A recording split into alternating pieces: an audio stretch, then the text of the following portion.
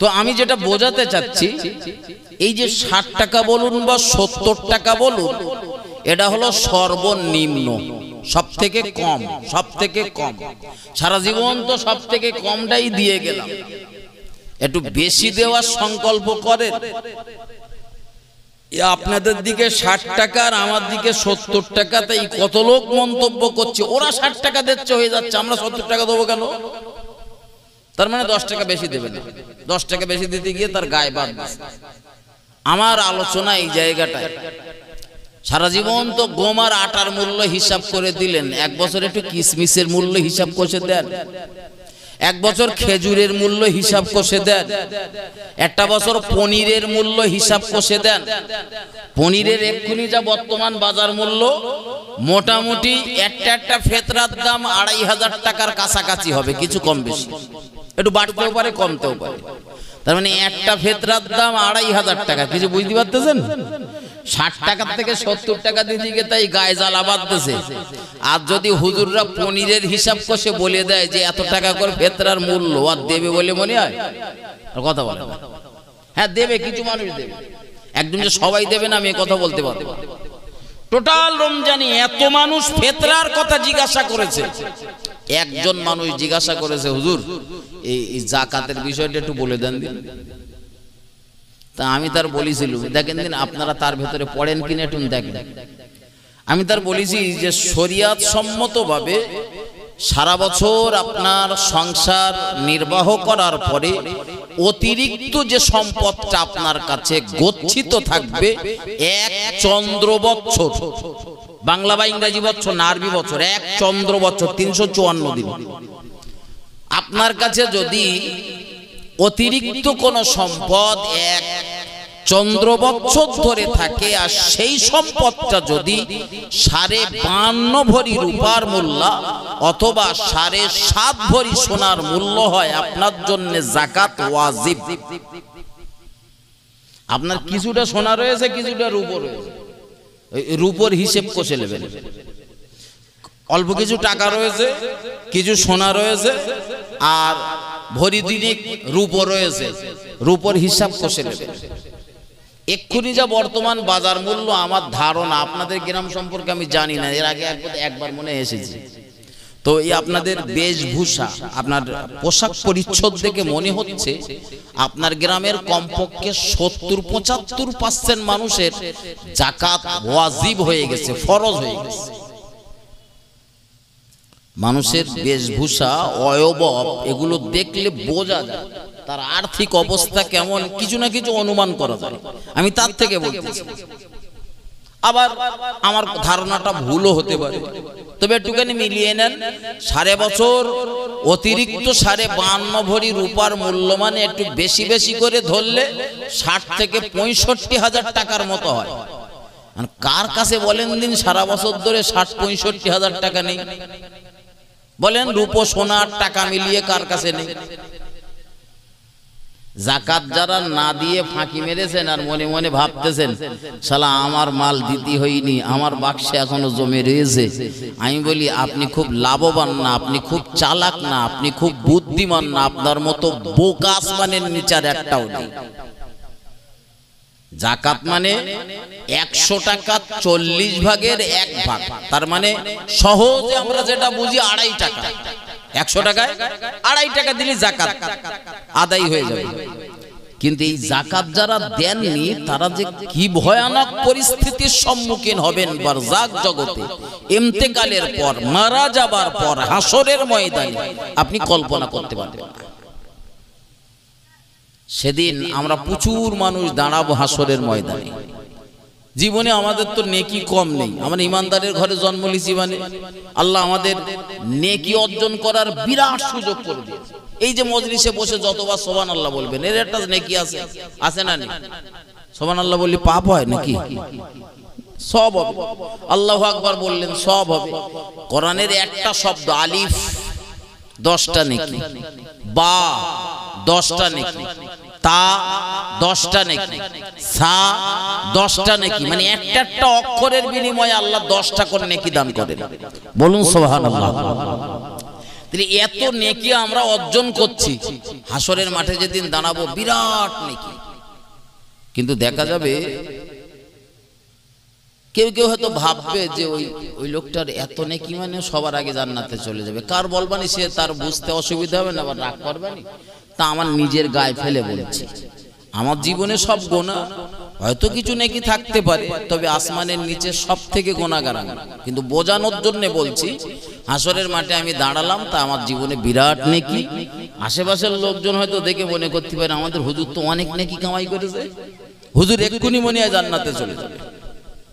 হুজুরির মনটা দূর থেকে দৌড় লাগাবে, আল্লাহ আমার ওই মেজো ভাইটারে একটু দাঁড় করান, ওর সাথে আমার কিছু বোঝাপড়া দিন।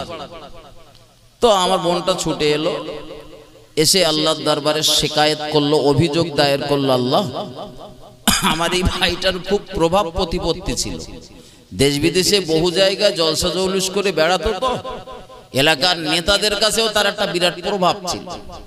আর কারণ টাকা ছিল, ভাই চা খাওয়াতে পারতো, চা খাওয়ালি তো বিচার ঘুরে যায়, যায় না যায় না, কত বলেন? হ্যাঁ।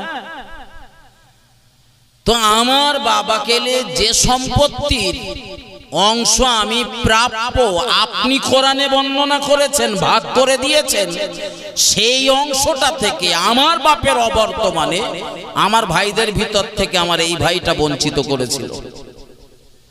যতবার আনতে গেছি ততবার বাধা দিয়েছে, যতবার আনতে গেছি ততবার বাধা দিয়েছে। ওটা তো আমার জন্য জায়েজ, ওটা তো আমার জন্য বৈধ, ওটা তো আমার জন্য হালাল। আমার ভাই যদি বাপের জমি 1 টাকা পরিমাণ পায়, আমি তার বোন হিসাবে আমিও 50 পয়সা পাবো। আমার ভাই যদি ওই জমি বিক্রি করার সামর্থ্য রাখে, তার অধিকার থাকে, আমি তার বোন আমার 50 পয়সার প্রাপ্য ওই জমিটা আমিও বিক্রি করতে পারি। কিন্তু আমার ওই ভাই জমি বিক্রিও করতে দেয়নি, আর আমার জমি কখনো আমার বুঝেও দেয়। যতবার গেছি লাঠির বল, চোখের পানি ফেলতে ফেলতে বাড়ি আসতে হয়েছে। আল্লাহ আজ আমার ওই পাওনা গন্ডাটা আজ আমার বুঝে দেন। দুনিয়াতে যাদের জাকাত ফাঁকি দিয়েছিলাম, কোরআনে বর্ণিত 8টা খাত, এই 8টা খাতের ব্যক্তিরা সেদিন হাসরের মাঠে দাঁড়িয়ে যাবে। আমি সংক্ষেপে বলতেছি, সব দাঁড়িয়ে যাবে, দাঁড়িয়ে গিয়ে বলবে, আল্লাহ এই হাসিবুর আমাদের এই টাকা পয়সাগুলো দেয়নি, আমাদের হক নষ্ট করেছিল, আমাদের সেই অধিকারগুলো আজ আমাদের বুঝিয়ে দেন। আমার ভাই ও বাবাজিরা, আমার ভুল আমাকে নেবেন না, ভুল আমাকে বুঝবেন না। মহান আল্লাহ সেদিন কাহার হয়ে থাকবেন, প্রচন্ড রাগান্বিত অবস্থাতে থাকবেন। আপনারা আলেমদের মুখে শুনেছেন, আজ আমি আবার 2 মিনিটের জন্য বলছি, এই তামাম দুনিয়াটাকে মহান আল্লাহ ধ্বংস করে দেওয়ার পর মহান আল্লাহ এত রাগান্বিত হয়ে থাকবেন, আমার আল্লাহ এত খফা হয়ে থাকবেন, আমার আল্লাহ নিজেই হুঙ্কার দেবেন আর বলবেন, লিমানিল মুলকুল ইয়াউম, বলো আজ এই রাজত্বের মালিক কে? কোরআনের আয়াত, আল্লাহ বলবেন, লিমানিল মুলকুল ইয়াউম, বলো আজ এই রাজত্বের মালিক কে? সেখানে হাসিবুর থাকবে, দুনিয়া সব সৃষ্টিজীব থাকবে, সব কিছু ধ্বংস হয়ে যাবার পরে মহান আল্লাহ যখন হুঙ্কার দেবেন, আমরা কেউ কোনো কথা বলবো না, সবাই নীরব হয়ে যাব, নিস্তব্ধ হয়ে যাব, চুপ হয়ে যাব। দুনিয়ার কোন নবী, দুনিয়ার কোন রাসূল, দুনিয়ার কোন পয়গম্বর, দুনিয়ার কোন আলেম, হাফেজ, কারি, মৌলানা, মুফতি, পীর, পিজ্জাদা, হাজি, গাজী, নামাজি, দুনিয়ার কোন নেতা, নেত্রী, মোড়ল, মাতব্বার, কেউ কোন কথা সেদিন বলবে না। সবাই যখন নীরব হয়ে যাবে, মহান আল্লাহ নিজেই নিজের প্রশ্নের জবাব দেবেন আর বলবেন, লিল্লাহিল ওয়াহিদিল কাহ্হার। এই বিরাট রাজত্বের একচ্ছত্র মালিক অধিপতি হলাম আমি আল্লাহ। একটু মহব্বত করে বলুন সুবহানাল্লাহ, আরো জোরে বলুন সুবহানাল্লাহ। স্কুলে দেখবেন শিক্ষক শিক্ষিকা ছাত্র ছাত্রীদের প্রশ্ন করে, কোশ্চেন করে, ছাত্র ছাত্রীরা প্রশ্নের জবাব দিতে না পারলে শিক্ষক শিক্ষিকারা উত্তরটাও বলে দেয়। মহান আল্লাহ প্রশ্ন করেছেন, আমরা সবাই চুপ হয়ে রয়েছি বলে আমার আল্লাহ নিজেই প্রশ্নের জবাব দিয়ে বলে দিলেন, এই বিরাট রাজত্বের একচ্ছত্র মালিক অধিপতি হলাম আমি আল্লাহ। আরো একবার বলুন সুবহানাল্লাহ। আমার ভাই ও বাবাজিরা আমার, এরপর আপনারা আলেমদের মুখে শুনে মুখস্থ করে রেখেছেন। 1 মিনিটের জন্য বলছি যে সেদিন হাসরের ময়দানে বিচারের কাজ শুরু করার আগে মহান আল্লাহ ইতস্ততা করবেন, একটু বিলম্ব করবেন। আর আমরা হাসরের ময়দানে অস্থির হয়ে গিয়ে তামাম ময়দানে দৌড়াদৌড়ি করব, ছোটাছুটি করব। ময়দানে যত নবী রাসূল পয়গম্বর রয়েছে সব নবী রাসূল পয়গম্বরদের নিকটে যাব। আর আল্লাহ পাকের সমস্ত নবী রাসূল পয়গম্বরেরা হাত তুলে সারেন্ডার করে দেবেন।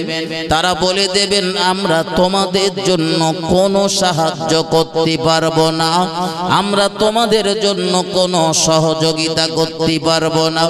আমরা ছুটে ছুটে ছুটে ছুটে চলে যাব আমাদের নেতা, আমাদের রাহবার জনাবে মুহাম্মদুর রাসূলুল্লাহ সাল্লাল্লাহু আলাইহি ওয়াসাল্লামের দরবারে। আর আমাদের নবী আমাদের আবদার শ্রবণ করার পরে, আবেদন শ্রবণ করার পরে এক বাক্যে বলবেন, হ্যাঁ মহান আল্লাহ আমায় এজন্যই সৃষ্টি করেছে। আখিরি জামানার পয়গম্বর, আখিরি জামানার কলির কলকি জনাবে মুহাম্মদুর রাসূলুল্লাহ সাল্লাল্লাহু আলাইহি ওয়াসাল্লাম নবী আমার হাসরের ময়দানে মহান আল্লাহর আরশের নিচে সিজদায় পড়ে যাবেন, প্রচন্ড কান্নাকাটি করবেন। হাদিস শরীফের ভিতরে বর্ণনা, নবী আমার এত কান্না সেদিন কাঁদবেন, দুনিয়ার কোন চোখ এত কান্না কখনো কাঁদিনি, দুনিয়ার কোন কান এত কান্না শ্রবণ করেনি। আল্লাহর নবী এমন ক্রন্দন করবেন, চোখের পানি আমার নবী সিজদা জায়গাটা ভিজে যাবে। নবী আমার ক্রন্দন করবেন, দোয়া করার জন্য দোয়া করছেন, প্রার্থনা করছেন। কোরআনের ভাষায় আমার আল্লাহ বলেন, উদুনি আস্তাজিব লাকুম, বান্দারে আমি আল্লাহ আমায় ডাকো, আমি আল্লাহ আমায় স্মরণ করো, আমি আল্লাহ পাক তোমার ডাকের সাড়া দেব। যে এই যে রাসূল দোয়া করছেন সিজদাতে গিয়ে, ওয়াজ বোঝেন, ওয়াজ বুঝে বাড়ি যান, কাজে লাগবে। নবী দোয়া করছেন সিজদাতে গিয়ে। আমরা অধিকাংশ সময় দোয়া করি হাত তুলে, কখনো বা হাত ছেড়ে। হাত তুলেও দোয়া করা যায়, হাত না তুলেও দোয়া করা যায়, উভয়টাই যায়। আপনি হয়তো বলবেন যে হুজুর হাত না তুলে দোয়া করা যায়। হ্যাঁ যায়। হাত তুলে দোয়া করাটা হচ্ছে আদব, আর হাত না তুলেও কিছু কিছু জায়গায় দোয়া করা যায়, করতে হয়। আপনি বাথরুমে যাচ্ছেন, ইস্তেঞ্জাতে যাচ্ছেন, তখন একটা দোয়া রয়েছে, তা তখন কি আমরা ওই দোয়াটার সময় হাত তুলে দোয়া করি? কথা বলেন। বাথরুম থেকে বার হওয়ার সময় একটা দোয়া রয়েছে, তো তখন কি আমরা ওখান থেকে হাত তুলে মোনাজাত করে তাই বার হই নাকি? কথা বলেন। কিছু জায়গায় জায়েজ আছে, এ নিয়ে মতভেদ করার কোনো প্রয়োজন নেই, কিন্তু উত্তম হলো দোয়া করা সিজদার দোয়া। কোথাকার দোয়া বলিস বলেন? সিজদার দোয়া, সিজদার দোয়া। এই জন্য রাসূল হাত তুলে দোয়া করতে পারতেন, রাসূল হাত তুলে দোয়া করলেও কবুল হয়ে যেত, কিন্তু মুহাম্মদ সাল্লাল্লাহু আলাইহি ওয়াসাল্লাম হাত তোলার পরিবর্তে সিজদাকে বেছে নিয়েছেন। কারণ সিজদার একটা আলাদা মর্যাদা রয়েছে, সিজদার একটা আলাদা পাওয়ার রয়েছে, যেটা আমরা অনেকে জানি না। কোনো মানুষ মন্তব্য করে, হাঁস তবু ডুব মেরে শামুক পায়, তোমরা মাথা নিচু করে কি পাও? গোমরাও তুমি বুঝবা না। সিজদার কি মর্যাদা, ওইটা যদি তোমার বোঝার ক্ষমতা থাকতো, তুমি আজও বেনামাজি হয়ে থাকতে না, তুমি নামাজি হয়ে যেতে। আমার কথাটা অনেকের খারাপ লাগতে পারে, কিন্তু হ্যাঁ এটাই বাস্তব। সিজদার যে কি মর্যাদা এটা যদি জানতো তো কখনো বেনামাজি হয়ে থাকতো। রাসূল করিম সাল্লাল্লাহু আলাইহি সাল্লাম বদরের ময়দানে যুদ্ধ, আমি ওয়াজ কোথায় ছেড়েছি আমার বলো শরণার্থী, আমি সেখান থেকে শুনিয়ে দেবো, টেনশন নেই। বদরের ময়দানে যুদ্ধ চলছে, বিরাট ইতিহাস, আমি বলবো না, 1 মিনিট। রাসূল ওই বদরের ময়দানে দোয়া করছেন। সেদিনও নবী বেছে নিয়েছেন দোয়া করার জায়গাটা ওই সিজদা। একটু বলুন সুবহানাল্লাহ। সিজদার কত পাওয়ার সেইটা বলুন। নবী সিজদাতে খুব কাঁদছেন, ফুঁপড়ে ফুঁপড়ে কাঁদছেন। তো রাসূলের একজন সাহাবা যুদ্ধ করছিলেন, কোন একটা প্রয়োজন পড়েছে, রাসূলের সাথে কিছু একটা বলবেন, ছুটে এসেছেন। ছুটে এসে দেখছেন আল্লাহর রাসূল নামাজের সিজদাতে রয়েছেন। তো নামাজের সিজদাতে রয়েছেন, নবী ক্রন্দন করছেন, কান্নাকাটি করছেন। সাহাবাটা দেখলেন আমি যদি রাসূলকে ডাকি তো রাসূল অমনোযোগী হয়ে যাবেন, তো কিছু না বলে তিনি চলে গেলেন যে একটু পরে আসি।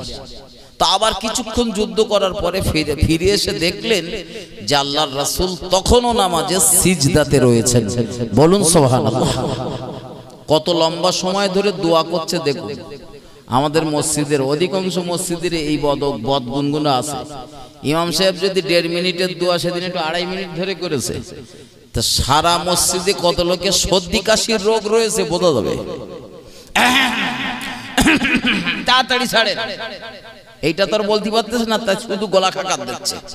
তার মানে হুজুর ছেড়ে দেন, কাজ রয়েছে।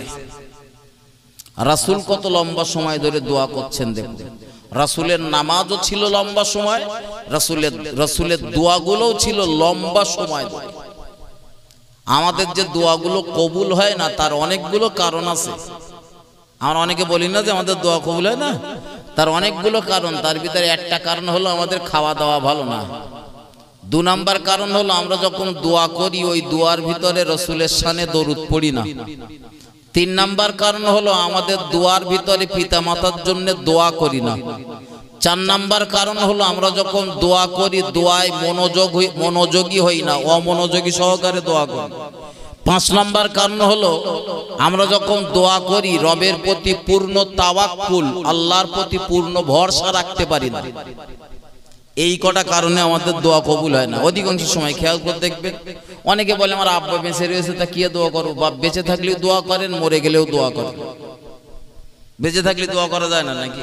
যে আল্লাহ আমার আব্বা আমার শরীর সুস্থ রেখে দেন, ওদের নেক হায়াত দান করেন, এসব দোয়া করা যায় না নাকি? আর আল্লাহ তো কোরআনে শিখিয়ে দিয়েছেন রব্বিরহামহুমা কামা রব্বায়ানি সগীরা, এই দোয়াটাই করেন। আমার ভাই ও বাবাজিরা, আমার ভুল আমাকে নেবেন না, ভুল আমাকে বুঝবেন না। আল্লাহর হাবিবের ওই সাহাবাটি জিহাদের ময়দানে চলে গেলেন। অনেকটা সময় যুদ্ধ করার পর মহান আল্লাহ মুসলমানদের হাতে জয়ের পতাকা তুলে দিয়েছে। আল্লাহর হাবিবের ওই সাহাবাটি তার স্মরণ এসে গেল, মনে পড়ে গেল যে আমার নবী, আপনার নবী, নূর নবী জনাবে মুহাম্মদুর রাসূলুল্লাহ সাল্লাল্লাহু আলাইহি ওয়াসাল্লাম, তার দরবারে আমি গিয়েছিলাম, কিন্তু রাসূলের সঙ্গে তো কথা হয়নি। যে প্রয়োজনের জন্য গিয়েছিলাম, দুইবার গিয়েছে। আল্লাহর নবীকে নামাজের সিজদাতে দেখেছি, এখন একটু গিয়ে দেখি আমার নবী কি করছেন। রাসূলুল্লাহর ওই সাহাবাটি দ্রুত চলে গেলেন আল্লাহর হাবিবের দরবারে, তাবুর নিকটে পৌঁছে গেলেন। কিন্তু আল্লাহর নবীর সাহাবা গিয়ে লক্ষ্য করলেন মুহাম্মদুর রাসূলুল্লাহ নামাজের সিজদা থেকে উঠে মিসকি মিসকি হাসতেছে। আর একটা আওয়াজ দিয়ে বলা যাবে না সুবহানাল্লাহ? এটা সিজদার পাওয়ার। সিজদায় নবী কাঁদতে কাঁদতে নেমেছেন, তো সিজদার থেকে উঠেছেন হাসতে হাসতে। এটা কিসের পাওয়ার বলেন দিন? কেন নবী সিজদার জায়গাটা বেছে নিয়েছেন সেইটা মাথায় ঢোকেন, মাথায় ঢোকান। রাসূল বলেছেন আল্লাহর কোন বান্দা বান্দি যখন নামাজের সিজদা দেয়, ওই বান্দা বান্দি আল্লাহ পাকের সব থেকে নিকটে পৌঁছে যায়। বলুন সুবহানাল্লাহ। এই জন্য রাসূল হাত না তুলে সিজদা বেছে নিয়েছেন যে আল্লাহ সব থেকে নিকটে পৌঁছে গেছেন। ভাই আমার পাশে বসে রয়েছেন, গায়ে একটু হাত চাত বুলিয়ে যদি বলি ভাই একটা চা বলেন খাই, খুব সহজে ভাই ফেরত দেবে বলে মনে হয় না। আর কথা বলেন, ফেরত দেবে? খুব সহজে দেবে না। তার মানে আমি কাছে যেতে পেরেছি, কিন্তু দূর থেকে যদি বলি এই ভাই এটা চা বল, কার বলতিস না কার বলতিছি, ঠিক কি অনুমান হবে? রবের দরবারে আপনি যেখান থেকে চাইবেন আমার আল্লাহ সব জানেন, সব বোঝেন, কিন্তু রবের নিকটে গেলে রাসূল করিম সাল্লাল্লাহু আলাইহি ওয়াসাল্লাম ওই নিকটতম জায়গাটা বেছে নিয়েছেন যাতে ফেরত না আসতে হয়, যাতে ওখান থেকে ফেরত না আসতে হয়, কাছে চলে গিয়েছে। মাথায় ঢোকা। তো আমি আপনাদের ওয়াজ বোঝাচ্ছিল, ফিরে চলুন যে কথা বোঝাচ্ছিলাম। মুহাম্মদ সাল্লাল্লাহু আলাইহি ওয়াসাল্লাম সেই হাসরের ময়দানে সিজদায় পড়ে কাঁদতেছেন যাতে বিচারের কাজ শুরু হয়। মানে উম্মত জান্নাতে যাবে না জাহান্নামে যাবে এজন্য না, বলে বিচারের কাজ যাতে শুরু হয়। জান্নাত জাহান্নাম এখন অনেক পরে। আল্লাহ পাক আমার রাসূলের দোয়াকে কবুল করে নেবেন, মঞ্জুর করে নেবেন, এবারে বিচারের কাজ শুরু হবে। কিন্তু আমার আল্লাহ ডাক দিয়ে বলবেন হাবিব বিচার করব, কাকে পাঠাবেন পাঠান, তার বিচারটা শুরু করি। ও বাবাজি ভাই জানেন, আওয়াজ বোঝেন, সূত্র অনুযায়ী যদি বিচার হয় তো এই দুনিয়ার জমিনে সবার আগে বিচার হবার দরকার হযরত নবী আদম আলাইহিস সালামের, কারণ তিনি হলেন পৃথিবীর প্রথম মানব। ঠিক না ভুল কথা বলেন? প্রথম। দ্বিতীয় বিচার হবার দরকার আমাদের আম্মা জান হাওয়া আলাইহাস সালামের, কিন্তু আমাদের নবী আমাদের নেতা জনাবে মুহাম্মদুর রাসূলুল্লাহ সাল্লাল্লাহু আলাইহি ওয়াসাল্লাম ওই ময়দানে অসংখ্য নবী রাসূল পয়গম্বর থাকবেন। নবী রাসূল মানে তাদের জীবনে কোনো গুনাহ নেই, তাদের জীবনে কোনো ভুল নেই, তাদের জীবনে কোনো ত্রুটি নেই, কোনো অন্যায় নেই। দুনিয়া সব নবীরা জান্নাতি হবেন, কোন নবী জাহান্নামে যাবেন না। একটু মহব্বত করে বলুন সুবহানাল্লাহ, আরো জোরে বলুন সুবহানাল্লাহ। তবে এখানে একটা প্রশ্ন জাগতে পারে, হুজুর সারা জীবন তো শুনে এলাম হযরত আদম আলাইহিস সালাম গন্ধমের ফল ভক্ষণ করার কারণে জান্নাত থেকে দুনিয়ার জমিনে নামিয়ে দেওয়া হয়েছে, এটা তো নবী আদমের একটা ভুল, মিস্টেক। কিন্তু আপনি বললেন নবীদের কোনো গুনাহ নেই, কোনো ভুল নেই, কোনো অন্যায় নেই, তো ওটা কি নবী? ওটা নবী আদমের ভুল বলে মনে হয় নাকি? বলেন আপনাদের কি মনে হয়? হ্যাঁ ভুল না? আল্লাহ নিষেধ করলেন খবরদার গন্ধমের নিকটবর্তী যেন হইও না, খাওয়া তো দূরের কথাই, গাছের ধারে পাশে যেন যেও না। আর সেই গাছের ফল খেলেন, সেই গাছের ফল খাওয়ার কারণেই তো আল্লাহ দুনিয়া জমিনে নামিয়ে দিয়েছে। এই তো শুনে রেখেছি আমরা, ঠিক না ভুল কথা বলেন? হ্যাঁ এটা সত্য ইতিহাস, তো আমি অস্বীকার করছি না। কিন্তু আহলে সুন্নাত ওয়াল জামাতের আলেমদের মত হলো যে নবীদের কোনো অপরাধ নেই, নবীদের কোনো গুনাহ নেই। একটু মন খুলে বলুন সুবহানাল্লাহ। তাহলে এটা কি? আদম আলাইহিস সালামের এটা কি বলে দেবো না থাকবে? বলে দেবো? এত ঝিমিয়ে পড়লে হবে কি? একটু সাঙ্গা হতে হবে। আপনারা সাঙ্গা না হলে আমার আলোচনাও ভালো হবে না। হযরত আদম আলাইহিস সালামের এটাকে ভুল বলা যাবে না, এটা একটা সামান্য মিস্টেক। তবে ছোট্ট একটা হাদিস বললে আমার এই আলোচনাটা আপনাদের বুঝতে আরো সুন্দর হবে, সুবিধা হবে। একদিন আমি ওয়াজ ভুলিনি, কোথায় ছেড়েছি আমার স্মরণ আছে, সেখান থেকে শোনাবো আপনাদের, টেনশন নেই। একদিন হযরত নবী আদম আলাইহিস সালামের সঙ্গে নবী মুসা আলাইহিস সালামের একদিন তর্ক বিতর্ক লেগে গেল। আমাদের অনেক সময় অনেক মানুষের সাথে তর্ক বিতর্ক হয়, কথা কাটাকাটি হয়, ঝগড়া ঝামেলা হয়, মারপিট হয়। তো নবী আদম আলাইহিস সালামের সঙ্গে হযরত নবী মুসা আলাইহিস সালামের একদিন তর্ক বিতর্ক লেগে গেল। সেই তর্কটা কি, আমার দিকে ধ্যান দেন, অন্যমনস্ক হলে হবে না, আমার দিকে ধ্যান দেন। সেই তর্কটা কি, নবী মুসা আলাইহিস সালাম আদম আলাইহিস সালামকে জিজ্ঞাসা করছেন, বলছেন যে আপনি তো আমাদের নবী আদম আলাইহিস সালাম, আমাদের আদি পিতা, তো আল্লাহ আপনাকে জান্নাতের সব নিয়ামত ভোগ করতে বললেন, শুধু একটা গাছের নিকটে যেতে নিষেধ করলেন। জান্নাতের সব নিয়ামত ভোগ করার পরেও আপনার জান ঠান্ডা হলো না, সেই গাছের নিকটে আপনি গেলেন। কে প্রশ্ন করতেছেন? মুসা আলাইহিস সালাম। মুসা নবী অত্যন্ত রাগী নবী ছিলেন। আমার সমাজে এরকম কিছু তিয়াদড় মার্কা ছেলে পিলে আছে, দেখবেন আপনারা তো 5টা ছেলে 4টে ছেলের সামনে আপনি কথা বলছেন, তারা মাথা নিচু করে রয়েছে। আবার একটা ছেলে এরকম রয়েছে, বাপ যা বলে একটা বললে দুটো শুনিয়ে দেয়। আছে না নেই? আছে না এরকম? তো মুসা আলাইহিস সালাম হলেন প্রচন্ড রাগী নবী, খুব রাগী নবী। এই নবীটি হযরত নবী আদম আলাইহিস সালামকে জিজ্ঞাসা করলেন, এটা আমার ভাষায় বলতেছি বোঝানোর সুবিধার্থে।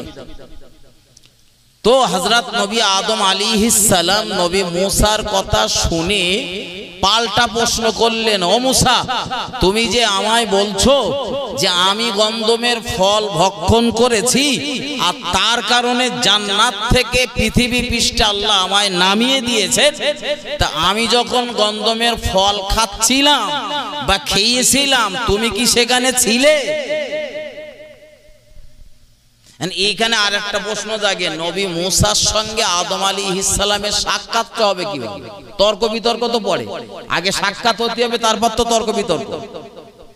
কারণ নবী আদম হলেন পৃথিবীর প্রথম মানব, আর নবী মুসা হলেন মাঝখানের পিরিয়ডের নবী।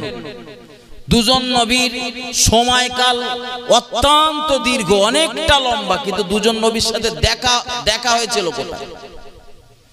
হতে পারে যেদিন রাসূলুল্লাহর মিরাজ সংগঠিত হয়েছিল, ওই দিন রাতের বেলা বাইতুল মুকাদ্দাস, মসজিদুল আকসা, জেরুজালেমের যে মসজিদটাকে কেন্দ্র করে এখন ফিলিস্তিন ইসরায়েলের লড়াই চলতেছে, ওই মসজিদে সমস্ত নবীরা রাসূলের পিছনে নামাজ আদায় করেছিলেন। একটু মহব্বত করে বলুন সুবহানাল্লাহ, আর একটু আওয়াজ দিয়ে বলুন সুবহানাল্লাহ, নারায়ে তাকবীর। এই মসজিদের রাসূলের পিছনে অসংখ্য নবী রাসূলরা নামাজ আদায় করেছিলেন। রাসূল হাদিস শরীফের ভিতরে বলেছেন যে আমি গিয়ে দেখলাম 3 জন নবী নামাজ পড়ছেন। রয়েছে নবী অনেক, কিন্তু নামাজ পড়ছেন 3 জন নবী। ওই আসরের নামাজের এই কোচিরা এত ছটফট করলে হবে না, মনা হয় বসো, আর নইলে কোন দিকে যাচ্ছ সেই দিকে যাও। এই বারবার সামন থেকে ওটা লাভা করলে আলোচনা করতে ভীষণ সমস্যা হয়। হযরত মুহাম্মদ সাল্লাল্লাহু আলাইহি ওয়াসাল্লাম বলেছেন, আমি বাইতুল মুকাদ্দাসে ওই দিন রাতের বেলা গিয়ে 3 জন নবীকে নামাজ পড়তে দেখেছিলাম। সুদ দিলিও ওয়াজ, সুদ না দিলিও বলো ওয়াজ, আমার প্রত্যেকটা কথা আপনাদের শোনা লাগবে। তো সেই 3 জন নবীকে কারা? নবী অনেক ছিল। এই আমরা যারা নামাজি, খেয়াল করে দেখবেন আসরের নামাজের আগে 4 রাকাত নামাজ রয়েছে, সুন্নত নামাজ। ওই নামাজটা আমরা প্রতিদিন পড়ি তো না পড়ি? হ্যাঁ, ওইটা পড়া হয় না, ওইটা একটু ফাঁকি দিই, ছাড় দিই। আর রাসূলের জিন্দেগিতে তাকিয়ে দেখুন, মুহাম্মদ সাল্লাল্লাহু আলাইহি ওয়াসাল্লাম অধিকাংশ দিন পড়েছেন, এক-আধ দিন ছেড়েছেন।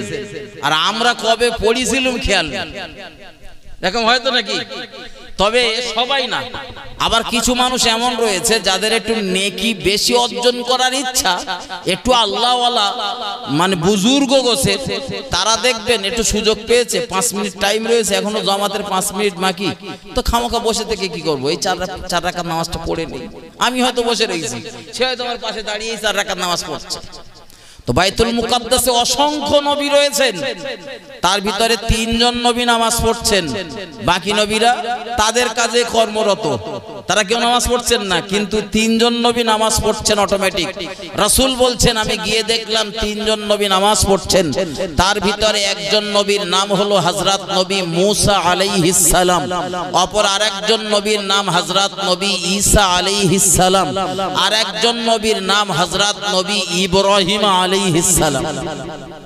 এই 3 জন নবীকে রাসূল নামাজ পড়তে দেখলেন, তাদের আকৃতি কেমন, অয়বব কেমন, হুবাহু রাসূল বর্ণনা করেছেন। রাসূল বলতে গিয়ে শেষে বললেন নবী ইব্রাহিমের মতো দেখতে আমি, বা আমার মতো দেখতে নবী ইব্রাহিম আলাইহিস সালাম। একটু বলুন সুবহানাল্লাহ। এই যে 3 জন নবী নামাজ পড়ছেন, তার ভিতরে একজন নবীর নাম নবী বলেন মূসা। যে মানুষগুলোর রাগ বেশি হয় না, দেখবেন মানুষগুলোর মনোবল ভালো হয়, শুধু রাগ দেখে বিচার করলে হবে না, মনও ভালো। তো নবী মূসা আলাইহিস সালামের সাথে সম্ভবত ওই জায়গায় আদম আলাইহিস সালামের দেখা হতে পারে, যেহেতু সব নবী এক জায়গায় হয়েছিল। আবার নবী মূসা রয়েছেন 6ষ্ঠ আসমানে, আর আদম আলাইহিস সালাম রয়েছেন 1ম আসমানে, কিন্তু 1ম আসমান টপকেই যেতে হয় 6ষ্ঠ আসমানে, হতে পারে ওখানে দেখা হতে পারে, বা মহান আল্লাহ নবী আদমের সঙ্গে কথোপকথন করার একটা ব্যবস্থা নবী মূসার যে কোনো সময় করে দিতেও পারে না। পৃথিবীর এই একজন নবী যিনি জমিনে দাঁড়িয়ে দাঁড়িয়ে মহান আল্লাহর সাথে কথা বলতেন, একটু বলুন সুবহানাল্লাহ। আর কোন নবী পারতেন না, আমাদের নবীও পারতেন না, এইভাবে সরাসরি কথা বলতে পারতেন না। তাহলে যে নবীটি খোদ আল্লাহ পাকের সঙ্গে সরাসরি কথা বলতে পারতেন, সেই নবীটির দ্বারাই আদম আলাইহিস সালামের সাথেও কথা বলা সম্ভব, আল্লাহ পাক সুযোগ করে দিতে পারেন। তো রাসূল যখন বলেছেন নিশ্চয়ই কোনো না কোনো জায়গায় দেখা হয়েছিল, কথা হয়েছিল।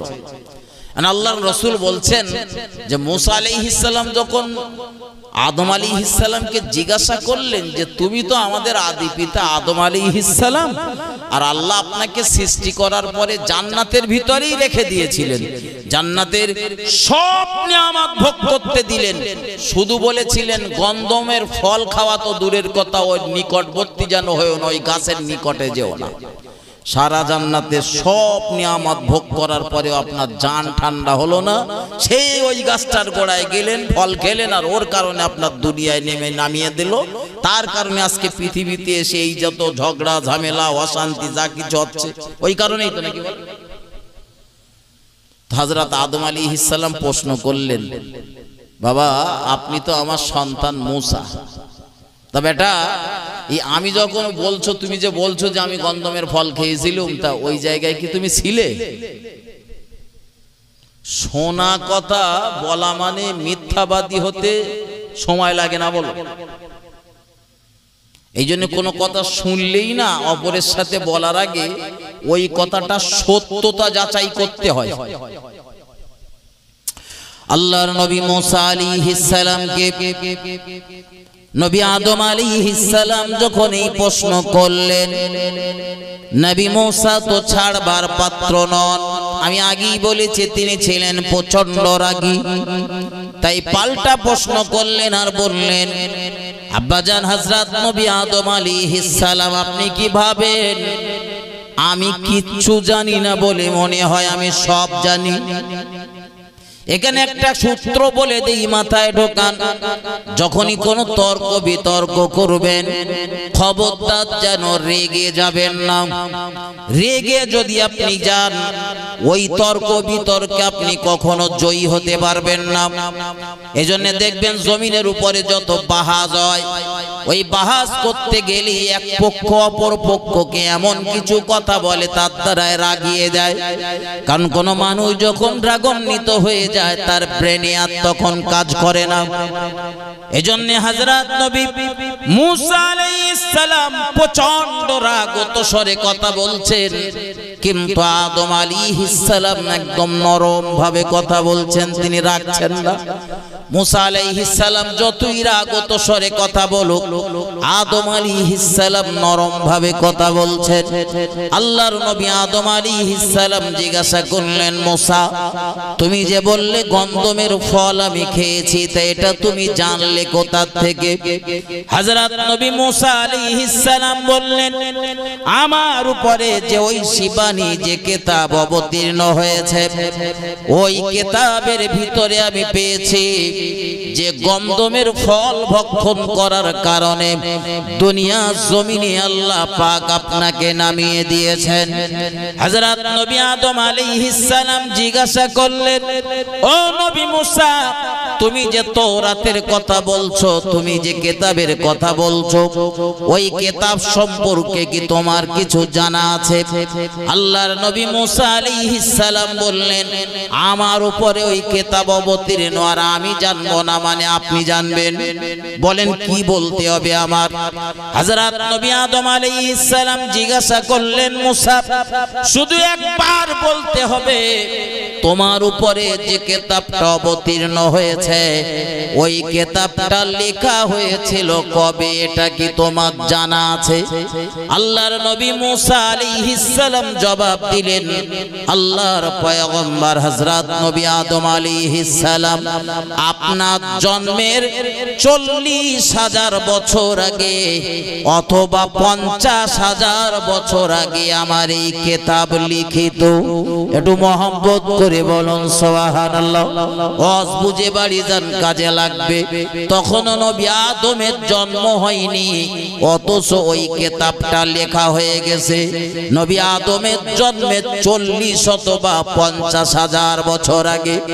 হযরত নবী আদম তাই এবার পাল্টা প্রশ্ন করলেন, ওগো মুসা আমার তো তখন জন্মই হয়নি, তোমার কিতাব লেখা? কার জন্ম হয়নি? কথা বলে। আদম আলাইহিস সালামের তখন সৃষ্টিই হয়নি। তো আদম আলাইহিস সালামের সৃষ্টি হয়নি, কিন্তু মুসা আলাইহিস সালামের উপরে যে কিতাব অবতীর্ণ হয়েছে ও কিতাব তখন লেখা হয়ে গেছে। তো এইবারে বলেন দিন, ওই কিতাবে যা লেখা রয়েছে সেই অনুযায়ী তো নবী আদম চলেছে। আর কথা বলে, তখন তো আদম নবীর জন্মই হয়নি, সৃষ্টি হয়নি, অথচ আদম নবী কি করবেন ওই কিতাবে লেখা হয়ে গেছে। তো এটা কি আদম নবীর ভুল বলে মনে হয় নাকি? আর কথা বলে, আরে ভাই আল্লাহ তো সৃষ্টি করেছেন আদম নবীকে দুনিয়া সাজাবেন বলে। আদম নবী যদি জান্নাতের ভিতরেই থাকে তা দুনিয়া সাজাবে কার দ্বারা? এইটুকুনি বোঝেন না কেন? তবে হ্যাঁ, এটা নবী আদমের একটা মিস্টেক। আল্লাহ নিষেধ করেছিলেন গন্ধমের ধারে যেতে, কিন্তু উনি গিয়েছেন, এটা মিস্টেক। এই জন্যই তো 3 থেকে 350 বছর তার কাঁদতে হয়েছিল দুনিয়াতে এসে।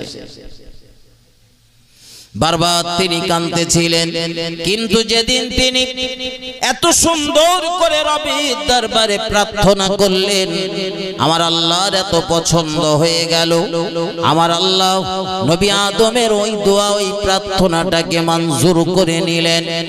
আর সেই দোয়াটাকে নকল করে মহান আল্লাহ কোরআন শরীফের ভিতরে তুলে দিয়েছেন, যাতে আমরা দোয়া করতে হয় কিভাবে এটা শিখতে পারি, জানতে পারি।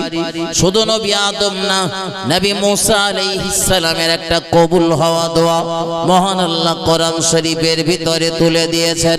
আইয়ুব আলাইহিস সালামের একটা কবুল হওয়া দোয়া মহান আল্লাহ কোরআন শরীফের ভিতরে তুলে দিয়েছেন। ইউনূস আলাইহিস সালামের একটা কবুল হওয়া দোয়া মহান আল্লাহ নকল করে আমাদের জানিয়ে দিয়েছেন। হযরত নবী ইব্রাহিম আলাইহিস সালামের একটা কবুল হওয়া দোয়া মহান আল্লাহ নকল করে কোরআন শরীফের ভিতরে দিয়েছেন। এগুলো দেবার কারণ হলো আমরা যাতে দোয়া করার পদ্ধতি রপ্ত করতে পারি, শিখতে পারি। আদম আলাইহিস সালাম সেদিন কি সুন্দরভাবে দোয়া করছিলেন, রব্বানা, হে আমাদের প্রভু, যালামনা, আমরা জুলুম করেছি, আনফুসানা, আমাদের নফসের উপরে, ওয়া ইল্লাম তাগফির লানা, যদি আপনি ক্ষমা না করেন, ওয়া তারহামনা, যদি রহমত নাযিল না করেন, লানাকুনান্না মিনাল খাসিরিন। রব্বুল আলামিন আল্লাহ, আপনি যদি আমাদের ক্ষমা না করেন, আমাদের প্রতি রহমত নাযিল না করেন, আমরা ক্ষতিগ্রস্তদের দলভুক্ত হয়ে যাব। নবী আদম আলাইহিস সালামের এই দোয়াটি মহান আল্লাহ শাহী দরবারে মঞ্জুর হয়েছিল। হযরত নবী আদম আলাইহিস সালামকে জিবরাইল আমিন এসে যখন এই সংবাদ দিলেন, সময়টা ছিল ভোরবেলা, সুবহে সাদিকের সময়, দোয়া কবুল হয়েছে তাহাজ্জুদের নামাজে রক্তে। আর সংবাদ পেলেন নবী আদম সুবহে সাদিকের সময়।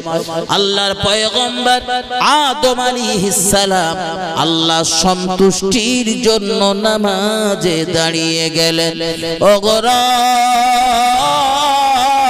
3 থেকে 350 বছর কান্নাকাটি করার পরে আপনার রহমতের দরিয়ায় জোশ মেরেছে। আল্লাহ, আপনি আমার দোয়া কবুল করেছেন, আমি বড় খুশি। আল্লাহ, আমি খুশি বলেই 2 রাকাত নামাজ আদায় করলাম। এই যে 2 রাকাত নামাজ হযরত নবী আদম আলাইহিস সালাম আদায় করেছিলেন, এই 2 রাকাত নামাজই হলো পৃথিবীর জমিনে প্রথম ফজরের নামাজ। আমার ভাই ও বাবাজিরা, আমার আলোচনা এখানে নয়, ফিরে চলুন। আমি আপনাদের যেটা বোঝাতে চাচ্ছিলাম, হাসরের ময়দানে আল্লাহ পাক ডাক দিয়ে আমাদের নবীকে জিজ্ঞাসা করবেন আর বলবেন, ওগো আমার পয়গম্বর, ওগো আমার বন্ধু, ওগো আমার দোস্ত, বিচার আমি করব, কার করব, পাঠিয়ে দেন। আমি আপনাদের বলছিলাম, ময়দানে অসংখ্য নবী রাসূল পয়গম্বর রয়েছে যাদের জীবনে কোনো গুনাহ নেই, কোনো ভুল নেই, কোনো ত্রুটি নেই। এই নবীদের জীবনে যে ভুল নেই, ত্রুটি নেই, এই বোঝাতে গিয়ে আমি অনেক দূর পর্যন্ত চলে গিয়েছিলাম। আল্লাহর নবী মুহাম্মদুর রাসূলুল্লাহ সাল্লাল্লাহু আলাইহি ওয়াসাল্লাম সমস্ত নবীদের ভিতরে এত নবী রাসূল থাকার পরেও কাউকে ডাকবেন না সেদিন, বরং সবার আগে যাকে ডাকবেন তিনি হলেন বিশ্ব নবীর প্রিয় সাহাবা হযরত আবু বকর রাদিয়াল্লাহু তাআলা। একটু মহব্বত করে বলুন সুবহানাল্লাহ, আরো জোরে বলুন সুবহানাল্লাহ। আল্লাহর নবী বলেন, আমার আবু বকরকে মহান আল্লাহর দরবারে যখন দাঁড় করে দেব, খাড়া করে দেব, আমার আবু বকরের গোটা দেহটা ভয়ে থরথর করে কাঁপবে, প্রকম্পিত হতে থাকবে। একটু ভাবতে থাকুন, দুনিয়ার জমিনে সেই আবু বকর বয়স্কদের ভিতরে, সাবালকের ভিতরে যে লোকটি সবার আগে আল্লাহ দ্বীন গ্রহণ করেছিলেন, সেই ব্যক্তিটির নাম হলো হযরত আবু বকর রাদিয়াল্লাহু তাআলা।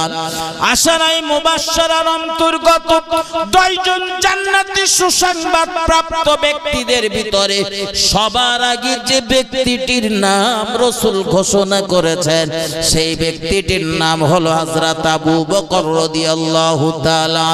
ইসলামের ইতিহাসের পৃষ্ঠাটা আলগা করে দেখুন, ইনি তো সেই আবু বকর যে আবু বকরকে বলা হয় ইসলামের রক্ষা করতে, ইসলামের ত্রাণকর্তা। বিশ্ব নবীর ইন্তেকালের পর, রাসূলুল্লাহর পর্দা নেবার পর আল্লাহর দ্বীনকে যখন গলা টিপে হত্যা করার ষড়যন্ত্র চলছিল, ঠিক সেই সময় কড়া হাতে সব কিছু দমন করে আল্লাহ দ্বীনকে যিনি পুনরায় প্রতিষ্ঠা করেছিলেন, সেই ব্যক্তিটির নাম হযরত আবু বকর রাদিয়াল্লাহু তাআলা।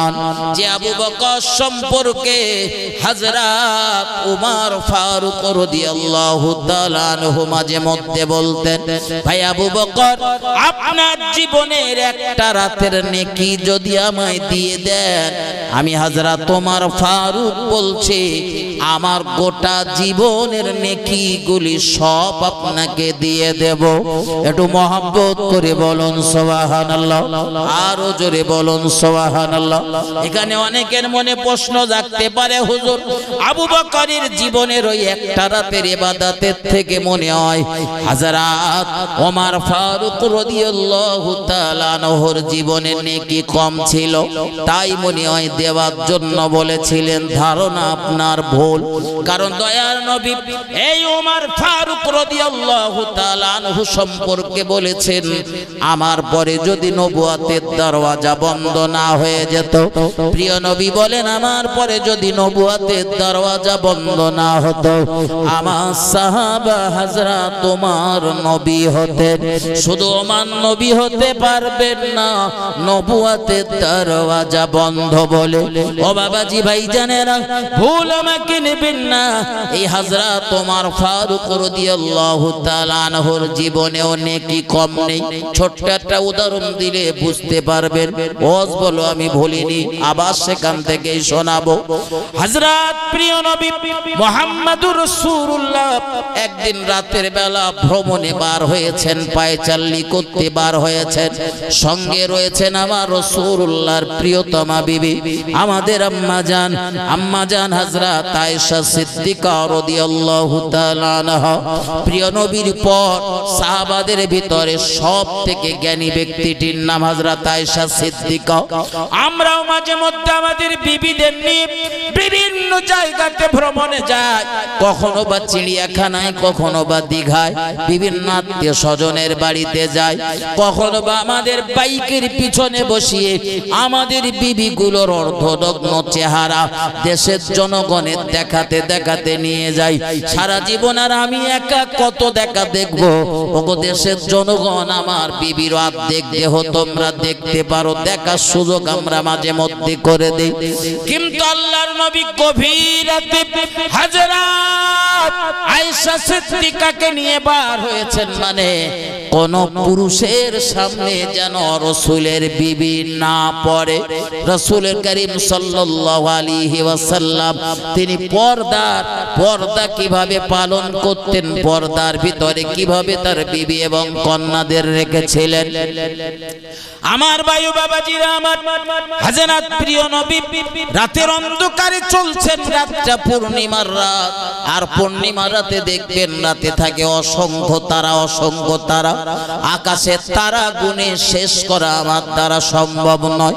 যদি আপনারা কেউ গুনতে পারেন গুনে রেখে দেবেন, আমার ফোন নাম্বারটা দিয়ে যাব, ফোন নাম্বারে ফোন করে বলে দেবেন। তাহলে পরে যদি আবার কখনো আমার প্রয়োজন হয় আপনার গোনা অনুযায়ী আমি সেদিন বলে দেব।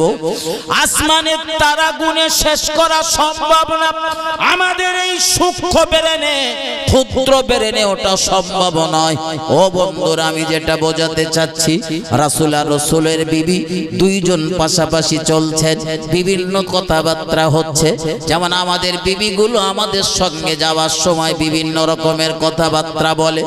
আমাদের বিবিগুলো দেখবেন আমাদের সঙ্গে বার হলে কখনো আমার মায়ের নামে মন্তব্য করে, কখনো বাপের নামে মন্তব্য করে, কখনো বলে তোমার ওই ভাই আমার দিকে টেরা চোখে তাকিয়েছে, কখনো বলে তোমার বোন আমার দ্বারায় সব কাজ করিয়েছে। যত দোষ সব আমার বাড়ির লোকজনের, আর ওর বাপের বাড়ির সবাই ধোয়া তুলসী পাতা, পুজো করলে ভালো হয়।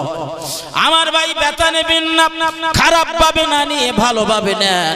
কিন্তু হযরত প্রিয় নবীর প্রিয়তমা বিবি আমাদের আম্মা জান আয়েশা সিদ্দিকা এত জ্ঞানী হলেন কি করে? আমাদের মায়েদের মতো, আমাদের বোনেদের মতো, আমাদের বিবিগুলোর মতো শুধু খুঁত ধরে ধরে বেড়ানো তার অভ্যাস ছিল না। যত সময় রাসূলুল্লাহর নিকটে তিনি থাকতেন, জ্ঞান অর্জন করায় তিনি মগ্ন হয়ে থাকতেন। একটু মহব্বত করে বলুন সুবহানাল্লাহ, আরো জোরে বলুন সুবহানাল্লাহ।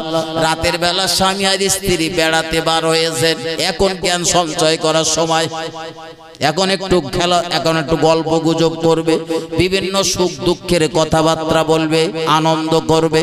কিন্তু হযরত আয়েশা সিদ্দিকা আসমানের দিকে তাকিয়েছেন আর আসমানের অসংখ্য তারকারাজি দেখে তিনি মন্তব্য করলেন, ইয়া রাসূলুল্লাহ, আসমানের এই যে অসংখ্য তারকারাজি রয়েছে যা গুণে শেষ করা যাবে না, ইয়া রাসূলুল্লাহ আমার একটু জানতে ইচ্ছা হয় দুনিয়ায় এমন কোন মানুষ আছে নাকি যার জীবনের গোনা, যার জীবনের নেকিগুলো এই আসমানের তারার মতো থাকবে, গুণে শেষ করা সম্ভব নয়।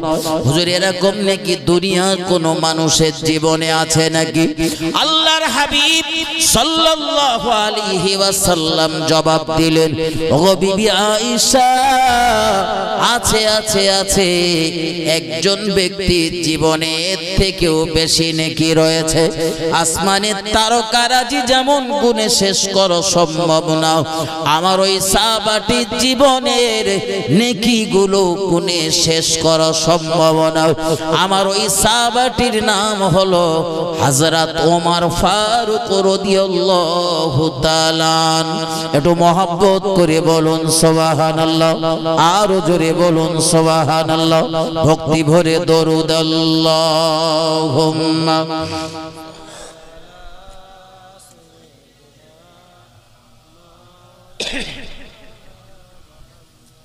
ওয়া আলা আলি সাইয়্যিদিনা রহমতে আলম নবী নূরে মুজাসসাম, সাহাবীরা আতর বানায় ওই নবীজির ঘাম। একটু মহব্বত করে বলেন সুবহানাল্লাহ। রহমতে আলম নবী নূরে মুজাসসাম, সাহাবীরা আতর বানায় ওই নবীজির ঘাম। বাবাজি উস্তুনে হান্না নামে ছিল একটি খেজুর গাছের নাম, যাকে ধরে খুতবা দিতেন রাসূল আকরাম। গাছটি নবীর বিরহে কাঁদিতে রহে, গাছ নবীর বিরহে কাঁদিতে রহে। অবাক হলো দেখে যত সাহাবায়ে কেরাম, রহমতে আলম নবী নূরে মুজাসসাম, সাহাবীরা আতর বানায় ওই নবীজির ঘাম। রহমতে আলম নবী নূরে মুজাসসাম, সাহাবীরা আতর বানায় ওই নবীজির ঘাম। আল্লাহুম্মা সাল্লি আলা সাইয়্যিদিনা মাওলানা মুহাম্মদ ওয়া আলা আলি সাইয়্যিদিনা। আমার ভাইজানেরা, ঠান্ডা মাথায় বুঝুন, গভীরভাবে উপলব্ধি করুন, আল্লাহর নবী মুহাম্মদুর রাসূলুল্লাহ সাল্লাল্লাহু আলাইহি ওয়াসাল্লাম বলেছেন, ওমরের জীবনে যে পরিমাণ নেকি রয়েছে, আসমানের তারকা সাদৃশ্য ওমরের জীবনে নেকি রয়েছে। আমার ভাই ও বাবাজিরা আমার, চলুন মূল আলোচনাতে ফিরে চলুন। মহান আল্লাহর প্রিয় নবী হযরত আবু বকরকে হাসরের ময়দানে দাঁড় করে দেবেন। প্রথম বিচার হবে হযরত আবু বকরের, দুনিয়ার অন্য কোন নবী রাসূলের নয়। সবার আগে বিচার হবে হযরত আবু বকর রাদিয়াল্লাহু তাআলা আনহু। রাসূল বলেন, আমার আবু বকরের গোটা দেহটা ভয়ে থরথর করে কাঁপবে। আল্লাহ আবু বকরের যদি এই অবস্থা হয়, আমার মতো পাপী, আমাদের মতো পাপীদের কি অবস্থা হবে? একটু ভাবতুন, একটু ভাবতে থাকুন। শুধু আওয়াজ শুনে বাড়ি না গিয়ে ওয়াজ বুঝে বাড়ি যান, কাজে লাগবে। হযরত আবু বকরের জীবনের এত নেকি, এত নেকি, এত নেকামাল। প্রিয় নবীজি আবু বকরকে জান্নাতের সুসংবাদ শুনিয়েছেন সবার আগে। সেই আবু বকর মহান আল্লাহর দরবারে দাঁড়িয়ে ভয়ে থরথর করে কাঁপবেন। আমার আপনার নবী মুহাম্মদুর রাসূলুল্লাহ বলেন, দুনিয়ার মানুষেরা আমার আবু বকরের জীবনের নেকামালগুলি দেখে দেখে দেখে দেখে এত এত এত পরিমাণ আমার আল্লাহ খুশি হয়ে যাবেন। আমার আল্লাহ যে পরিমাণ রাগ ছিল তার অর্ধেকটা রাগ এক মুহূর্তের ভিতরে পতিত হয়ে যাবে। একটু মহব্বত করে বলুন সুবহানাল্লাহ, আরো জোরে বলুন সুবহানাল্লাহ। এইভাবে ময়দানে কয়েকজন সাহাবার বিচার করতে গিয়ে মহান আল্লাহ যে পরিমাণ রাগ ছিল ওই রাগ সব প্রশমিত হয়ে যাবে। এবারে বিচার এইভাবে চলতে থাকবে। চলতে চলতে চলতে চলতে হাসিবুরের ডাক চলে আসবে। আমি আপনাদের যে কথা গোড়ায় বোঝাচ্ছিলাম, হাসিবুর ময়দানে দাঁড়িয়ে গেল। হাসিবুরের জীবনে নেকিও রয়েছে, পাপও রয়েছে। আর হাসরের ময়দানে মিজানের পাল্লা তুলনামূল্য প্রতিষ্ঠা হবে। নেকি বা পাপগুলো বলো গণনা করা হবে না, বরং ওজন করা হবে, ওয়েট করা হবে। যদি নেকির পাল্লা ভারী হয় নসিব ভালো, আর পাপের পাল্লা ভারী হলে নসিব মন্দ। ও বাবাজি ভাইজানেরা, হাসরের ময়দানে বিরাট নেকি নিয়ে দাঁড়িয়ে যাব। কিন্তু দুনিয়ার জমিনে আমি যাদের হক নষ্ট করেছিলাম তারাও মহান আল্লাহ শাহী দরবারে শিকায়েত করবে, অভিযোগ দায়ের করবে। ও রব্বুল আলামিন, আপনার অমুক বান্দা দুনিয়ার জমিনে আমার এইভাবে হক নষ্ট করেছিল। হাসিবুরের বোন দাঁড়িয়ে যাবে, ভাই দাঁড়িয়ে যাবে, বাপ দাঁড়িয়ে যাবে, মা দাঁড়িয়ে যাবে, আত্মীয় স্বজন পাড়া প্রতিবেশী দাঁড়িয়ে যাবে। দুনিয়ায় আমি যাদের হক নষ্ট করেছিলাম একে একে একে একে সবাই দাঁড়িয়ে যাবে। তাদের হকগুলো বুঝে দেওয়ার জন্য মহান আল্লাহ আমায় আদেশ করবেন। কিন্তু তাদের হকগুলো বুঝে দেওয়ার মতো টাকা পয়সা জমি জায়গা সেদিন থাকবেও না, আর কোনো কাজেও লাগবে না। মহান আল্লাহ সেদিন হুঙ্কার দিয়ে বলবেন, হাসিবুর, এদের বিচার হবে বড় সূক্ষ্ম। দুনিয়া জমিনে তুমি এদের হক নষ্ট করেছিলে, কিন্তু আজ ওদের হকগুলো কড়ায় গন্ডায় বুঝে দিতে হবে। ও বাবাজি ভাইজানেরা, হাসরের ময়দানে সেদিন বিচার কড়ায় গন্ডায় বুঝে দেওয়ার জন্য যাদের হক আমি নষ্ট করেছিলাম, আমার জীবন থেকে নেকিগুলো কেটে নিয়ে নিয়ে আমার পাওনাদার যারা যাদের হক আমি নষ্ট করেছিলাম তাদের আমলনামাতে অ্যাড করে দেওয়া হবে, যোগ করে দেওয়া হবে। এইভাবে আমার জীবনের নেকিগুলো কাটতে কাটতে কাটতে কাটতে দেখা যাবে জীবনের সব নেকিগুলো শেষ হয়ে যাবে। কিন্তু তখনও পর্যন্ত কয়েকজন পাওনাদার দাঁড়িয়ে রবে। তাদেরও আবদার, তাদেরও দাবি, তাদেরও অভিযোগ, আল্লাহ হাসিবুর হক নষ্ট করেছিল, তার জাকাতের মালের 40 ভাগের 1 ভাগ, 100 টাকায় 2.5 টাকা আমার প্রাপ্য ছিল, পাওনা ছিল। আল্লাহ আমায় হক, আমার হকটা পূরণ করিনি, আদায় করিনি। রব্বুল আলামিন আল্লাহ আজ আমার হকটা আজ আমায় বুঝে দেওয়া হোক। আমার জীবনে যদি নেকি থাকে নেকিগুলো কেটে কেটে তাদের দেওয়া হবে, আর নেকি যদি না থাকে ওদের জীবন থেকে পাপগুলো কেটে নিয়ে হিসাব কষে আমাদের আমল নামায় অ্যাড করা হবে। সেদিন আসরের ময়দানে দেখা যাবে আমার জীবনে আর কোনো নেকি নেই, সব পাপ। মহান আল্লাহ প্রচন্ড রাগান্বিত হয়ে বলবেন, যারে নেমক হারাম সোজা আমার জাহান্নামে চলে যাও। দুনিয়া জিন্দেগিতে আমার নামাজ, আমার রোজা, আমার দান ধান তসবিহ তাহলিল সব বেকার হয়ে যাবে। আমার সব ইবাদতের নেকিগুলি পাওনাদারদের দিতে দিতে দিতে দিতে শেষ হয়ে যাবে। ও নওজোয়ান তরুণ বন্ধুরা, আমার মুরব্বিয়ানেরা, হাতে না ধরে পায়ে দুটো ধরে বলবো, কারো হক নষ্ট করবেন না।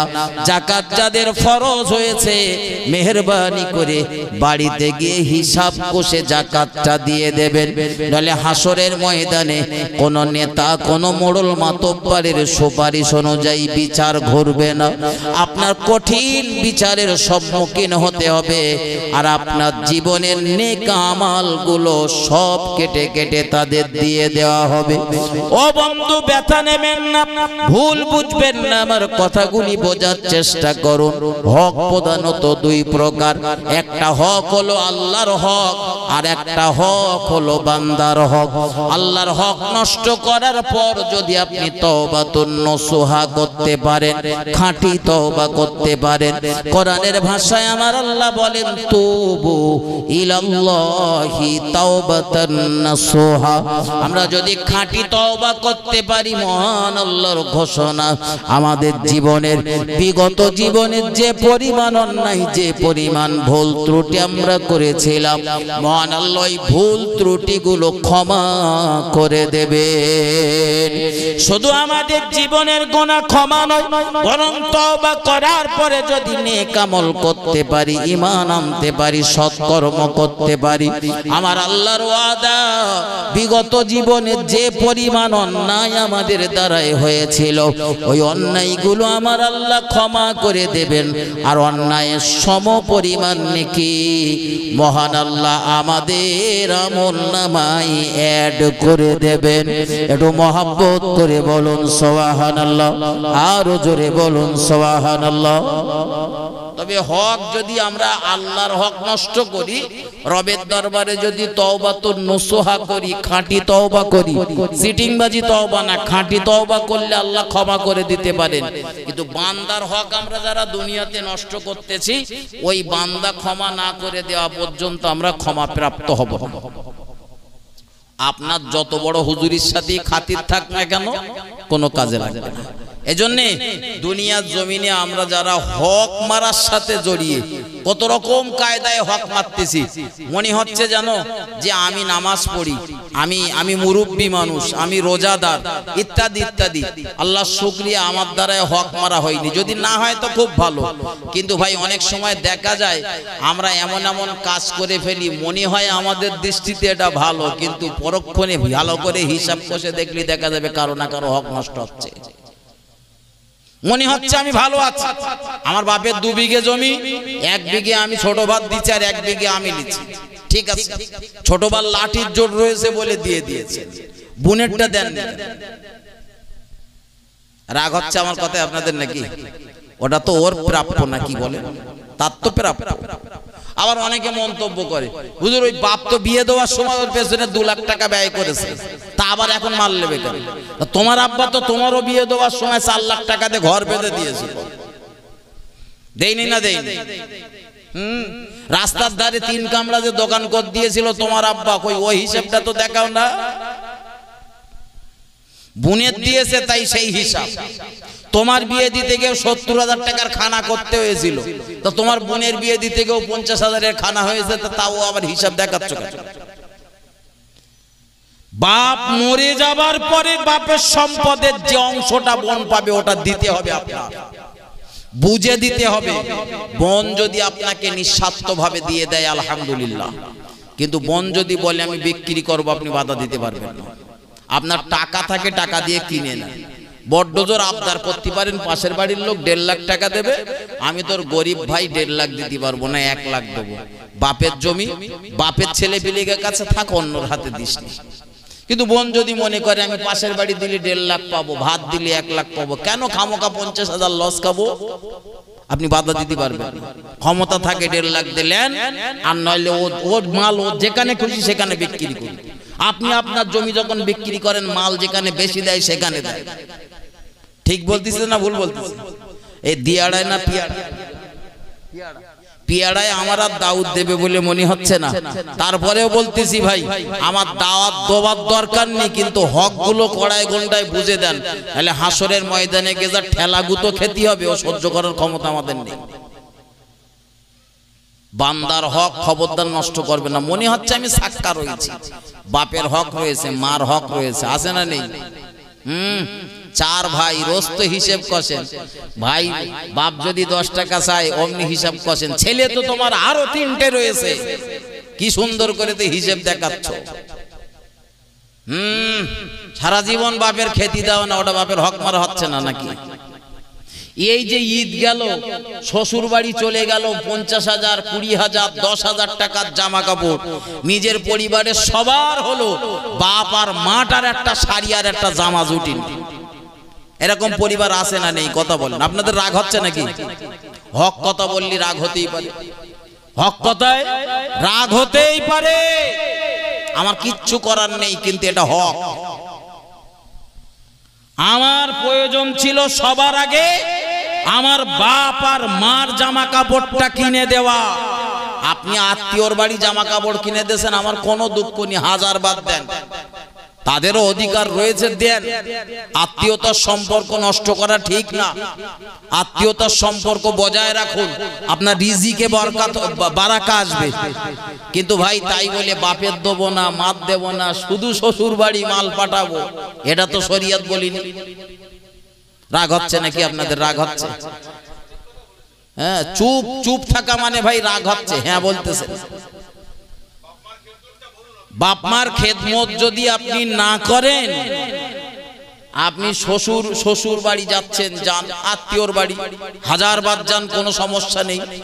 তারা যখন আপনার বাড়ি আসছে তাদের মেহমানদারি করুন, সুন্দর করে করুন, কোনো কৃপণতা করবেন না, শরীয়ত আপনার অনুমোদন দিয়েছে।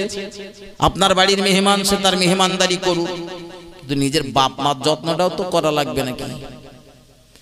8 বছর হয়ে গেল বাপ মরে যাবার পরে, মাটা এখনো ছোট ভার বাড়ি খায়।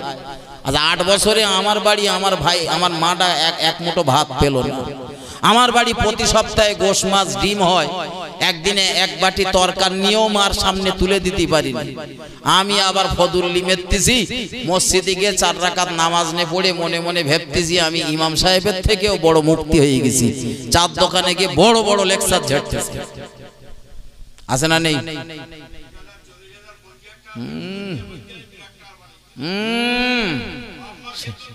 সেইরাম ভাব খারাপ ভাবে না নিয়ে ভালো ভাবে নেন। পিতামাতার খেদমত আপনার করতেই হবে, বাধ্যতামূলক, ছাড় নেই।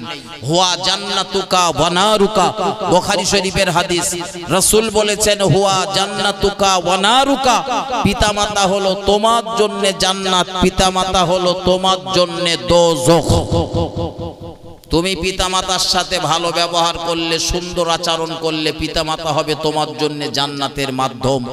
আর পিতামাতার সঙ্গে দুর্ব্যবহার করলে, খারাপ আচরণ করলে, ওই পিতামাতা হবে তোমার জন্য জাহান্নামের মাধ্যম। 10টা আমার লজ্জা লাগে বলতে, তারপরেও বলে ফেলতেছি ভাই। 10টা টাকা চেয়েছে বাপ, হয়তো আপনাদের কাটিহাটের বাজারে যাবে, কি আপনাদের এই মোড়ের মাথায় একটা চার দোকানে চা খেতে যাবে, বাপ 10টা টাকা চেয়েছে। তখনও কিছু ছেলে পিলে এই ধরনের মন্তব্য করে, রোজ তুমি আমার কাছে চাও কেন, ছেলে তো তোমার আরো 2টো রয়েছে। ঠিক এই ধরনের মন্তব্য, লজ্জা থাকার দরকার। আরে ভাই, আমি দেখেছি, যেটা পরীক্ষা করে দেখেছি, বাপ মা সেরা সন্তান যেটা হয়, হাতের 5টা আঙুল যেমন সমান না, সব সন্তানের মন মানসিকতাও একরকম হয় না। হয় হয় বাপ মা সেই সন্তানটার কাছে বেশি আবদার করে। বাপ মা দেখে আমার এই কচিটার কাছে চাইলে আমার এই কচিটা ফেরত দেবে না, তার কাছে বড় মুখ নিয়ে যায়। তুমি গতদিন 10 টাকা দিয়েছিলে বলে, গতকালকে 10 টাকা দিয়েছিলে বলে আজ 10 টাকা চেয়েছে, আর তুমি মন্তব্য করছো ছেলে তোমার আরো 3টে রয়েছে, তাদের কাছে না গিয়ে আমার কাছে এসেছো কেন? কাল 10 টাকা দিয়েছিলাম, আজ আবার টাকালে কি করবা? একবার একটু পেছনের দিকের ইতিহাসটা আলগা করে দেখো। তুমি যখন স্কুলে যেতে, প্রতিদিন তোমার আব্বা তোমার জন্য খাবার কেনা পয়সা দিত, প্রতিদিন দিত। টিফিনি বাড়ি আসলে খেয়ে যেতে, আবার পয়সা দিত। প্রাইভেট টিউশনি সব খরচা দিয়েছে। তুমি যখন তোমার মায়ের স্তনের দুধ পান করতে সকাল থেকে দুবার তিনবার খেয়েছো, কই তোমার মা তো আবার যখন তুমি খেতে গিয়েছো একবারও বলিনি কচি আমার তো ছেলে চারটে, তা সকাল থেকে তো তুই তিনবার দুধ খেলি, দাঁড়া তোর এখন আর খাওয়াবো না, তিনটে ছেলে রয়েছে ও কটার খেপ গেলেই তারপরে মাল থাকে তার রাত 12টার পরে আবার একবার তুই পাবি। বলেছিল কোনদিন? বলেছিল? বরং বড়রা জ্বালাতন করলে, আপনি 2 টাকার খাবার নিয়ে গিয়েছেন, বড় কচিগুলো জ্বালাতন করেছে। অনেক মাকে দেখেছি বোঝাতে, কচি তোরা তো এতদিন খেয়েছি, এটা তো ছোট ভাই, এ খাক একটু খা, আবার তোর আব্বা আনলে তোদের একটু বেশি করে দেওয়া। লজ্জা লাগার দরকার। 10 টাকা 20 টাকা বাপ চাইলে যখন ফেরত দেয়, আপনি দায়িত্ব নিয়ে বলছি, যে সন্তানগুলো বাপ মার পিছনে নির্দ্বিধায় বিনা হিসাবে খরচা করবে, খাতা কলমে লিখে নেন, আল্লাহ তার রিজিকের অভাব কখনো দেবে না, কখনোই দেবে না তাদের রিজিকের অভাব। বাপ মার পিছনে নির্দ্বিধায় ব্যয় করে দেখেন। আরে ভাই কদিন রয়েছে, তারপরে তো চোখটা বোঝালে আল্লাহ ভালো জানেন, আমি আগে যাব না আমার বাপ আগে যাবে, তারপরেও এটা একটা নিয়ম যে আমার আব্বা হয়তো আগে যাবে পরে আমি যাব। এই তো মাত্র কটা দিন আর দুনিয়াতে রয়েছে, বাপের অবদান কম নেই হাসিবুরের উপরে। তোমার বাপের অবদান যদি তোমার উপরে না থাকতো তো আজ তুমি ঢ্যাং ঢ্যাং ঢ্যাং ঢ্যাং করে আর হেঁটে হেঁটে এই মজলিসে এসে বসতে পারতে না। সেই বাপের সাথে ব্যবহার করার আগে, কথা বলার আগে হিসাব কষে কথা বলতে হয়। কি বলতে চাচ্ছ তুমি? আমার ভাই, ব্যথা না নিয়ে, খারাপ ভাবে না নিয়ে, ভালোভাবে নেন, বোঝার চেষ্টা করুন। এই যে বাপ মার হক গুলো আমরা নষ্ট করি, ঈদের জামা কাপড় সবার হলো, বাপ মার একটা হলো না। বিবির জন্য আপনি 5000 টাকা শাড়ি নিয়ে গেছেন, বিবির পছন্দ হয়নি, একবার চেক করে দেখবেন দিন। 350 টাকা দিয়ে 400 টাকা দিয়ে একটা মেনু শাড়ি ওই মার জন্য নিয়ে যাবে, মার কাছে দেবেন আর মনটা একটু কাচুমাচু করে বলবেন। 1000 টাকা থাকার পরে একটু বলে দেখবেন যে মা আমার না টাকা পয়সা একটু টানাটানি চলতেছে, তাই একটা শাড়ি আপনার জন্য এনেছি, এটা নেন। দেখবেন প্রথম কথা আপনার মা বলবে, করছি টাকা পয়সার যখন টানাটানি তো শাড়ি কিনতে বলেছে কে কিনতে বলেছে? এটা থাকলে তো তোর হাট বাজার হতো।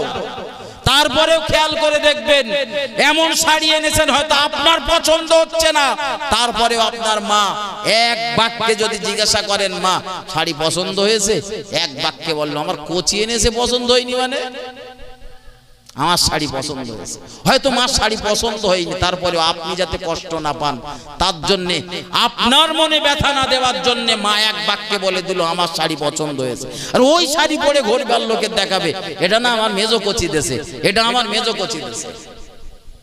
করে না? করে না? তোমার বিবির তুমি শাড়ি দিয়েছো, আমি একবারও বাধা দেব না, তারও অধিকার রয়েছে। দরকার ছিল তোমার বিবির দেওয়ার আগে তোমার মায়ের প্রাপ্যটা আগে। এইটা মুসলমান তুমি যত তাড়াতাড়ি বুঝবে তত তাড়াতাড়ি দেখবে মুসলমান তোমার ইহকাল আর পরকালের জিন্দেগিটা অত্যন্ত আনন্দের হবে, সুখের হবে। আজ পৃথিবীতে মুসলমানেরা লাঞ্ছিত, বঞ্চিত, অপমানিত, পদদলিত, নিষ্পেষিত, অবহেলিত। তার একটাই কারণ হলো আমরা মুসলমানেরা লেখাপড়া থেকে, শিক্ষা থেকে অনেকটা দূরে সরে গেছি। সুশিক্ষা নেই আমাদের ভিতরে, নামে শিক্ষিত হচ্ছে, কোন জায়গায় কি ব্যবহার করতে হয় ওই জ্ঞানটুকু আমাদের অধিকাংশ মানুষের ভিতরে নেই। দুঃখ লাগে ওই জায়গায়। আমার ভাই, যাদের হক নষ্ট করে ফেলেছেন, মেহেরবানি করে তাদের পায়ে দুটো যদি জড়িয়ে ধরতে হয় ধরেন, তাদের কাছ থেকে ক্ষমা চেয়ে নেন, নাইলে বলো মুসিবতের শেষ নেই। আরে আমার দেশের কিছু মানুষের দেখে অবাক লাগে, 5 কাঠা জমি কিনেছে, ছেলে দুটো মেয়ে, তা ছেলে দুটো ডেকে বলতেছে কচি জমি দুটো তোদের নামে লিখেলে হায়াত মৌতের কথা কিছু বলা যায় না, আবার আমার নামে থাকলে আবার তোর বোনগুলো এসে ভাগ বসাবে। ও চিন্তা তোমার কেন? বলো ও চিন্তা তোমার কেন? তুমি মরে যাবার পরে, ইন্তেকাল করার পরে তোমার জমি 4 ভাগ হবে না 9 ভাগ হবে, যারা দুনিয়ায় বেঁচে থাকবে তারা বুঝে নেবে। তুমি সঠিক জায়গাতে দাঁড়িয়ে থাকো, ওই যে দুটো মেয়ের ফাঁকিতে চলে গেছো, তুমি মনে করছো 5 ওয়াক্ত নামাজ খুব কায়দা করে পড়েছো বলে কবরে গিয়ে ছাড় পেয়ে যাবে। তোমার ওই মেয়ে দুটোর কারণেই তোমার কবরের গুঁতো ঠেলায়, গুঁতো এমন পরিমাণে অসহ্য যন্ত্রণাদায়ক আযাবে আপনি গ্রেফতার হবেন, আপনি কল্পনাও করতে পারবেন না, আর সহ্য করার ক্ষমতাও আপনার নেই। এজন্য সজাগ হন। 4 কাঠা জমি কিনেছেন, আলহামদুলিল্লাহ ভালো, আল্লাহ আপনার 5 বিঘে জমি কেনার তৌফিক দেন, 50 বিঘে জমির মালিক বানান, আমার কোনো সমস্যা নেই, কিন্তু খবরদার ফাঁকি মারার ধান্দা করবেন না। ছেলে দুটোর নামে দেন, মেয়ে দুটোর নামে দেননি, তার মানে ওরা আপনার মেয়ে না। কোরআন যেখানে বর্ণনা করেছে কন্যারা পাবে অর্ধেক, প্রথমে মেয়েদেরটা আল্লাহ বুঝে দিয়েছেন, তারপরে হাসিবুত তুমি ছেলে তোমারটা পরে বুঝিয়েছেন, আগে মেয়েদেরটা, আগে আমাদেরটা না। কোরআন খোলেন, আপনাদের মহামান্য ইমাম সাহেব রয়েছে, জিজ্ঞাসা করে দেখুন, আগে মেয়েদেরটা আল্লাহ বুঝিয়েছেন, বাপের সম্পত্তিতে মেয়েটা এতটা পাবে, তারপরে বলেছেন মেয়ের ডবল পাবে ছেলেরা। তার মানে অধিকারটা আগে কাদের? ঝট করে বলেন, মেয়েদের। আমি ডবল পাবো, আমার বোন পাবে অর্ধেক, তারপরেও আমার পাঁইতারা চলতেছে, আমি ওর দেবো না। আর যদি নীতি আসে তখন কত রকমের মন্তব্য, আমার বোন কাল সাপ, একটা কাল সাপ, এত ভালো ঘরে পড়েছে, তারপরেও জমি নিতে এসেছে। গো বাবা, তার জমি সে নিতে এসে কাল সাপ সে। তোমার 2 কাঠা জমি যদি তোমার কোনো ভাই জবরদখল করে রাখতো, তখন তোমার কতটা কষ্ট হতো। নিজের গায়ে হাত দিয়ে বিচার করতে শেখেন। আমার বড় ভাইটা যদি আমার 5 কাঠা জমি জবরদখল করে রেখে দেয়, আর আমার যদি না দেয়, আমার কষ্ট হবে না? হবে না? কথা বলেন। তখন তো আমি একবারে প্রধানের কাজ দৌড়বো, একবার মেম্বারের কাজ দৌড়বো, আমার ভাই আমার 5 কাঠা জমি দেয় না। সমাজ চলছে উল্টো স্রোত। ওটা মেয়েদের জন্য হালাল, বৈধ, জায়েজ, কিন্তু ওইটা নিতে আসলে আমার সমাজে শুধু ওর ভাই না, আশেপাশের গ্রামের লোক, পাড়ার লোক কত রকমের মন্তব্য করবে। এই অমুকির বোন জানিস সে জমি বিক্রি করতে গিয়েছে, মানে কি অপরাধ যে করতে গিয়েছে তার ঠিক নেই, ভাবছাবে এইরকম। বিয়ের সময় যখন আমার ছেলের বিবাহ দেওয়ার সময় কন্যার পিতার কাছ থেকে, বাপের কাছ থেকে আমি দাবি করে যে সম্পদগুলো নিয়েছি, এই সম্পদগুলো তো হারাম,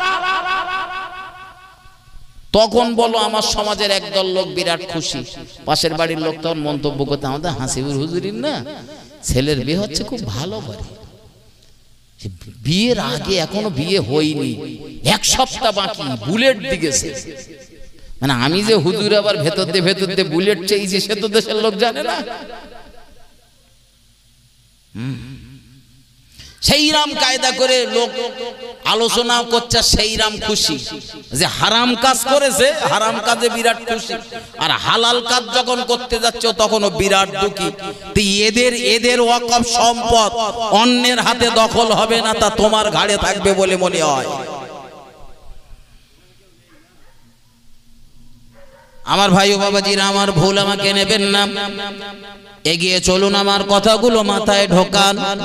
এই দুনিয়ার জমিনে আমাদের দ্বারা যাদের হক নষ্ট হয়েছে, কখনো বা বোনের, কখনো বা ভাইয়ের, কখনো বা মায়ের, কখনো বা পিতার, কখনো আত্মীয় স্বজনের, কখনো পাড়া প্রতিবেশী, যাদের হক আমাদের দ্বারা নষ্ট হয়েছে, তাদের হকগুলো কড়ায় গন্ডায় বুঝে দেন, নাইলে মুসিবতের শেষ থাকবে না।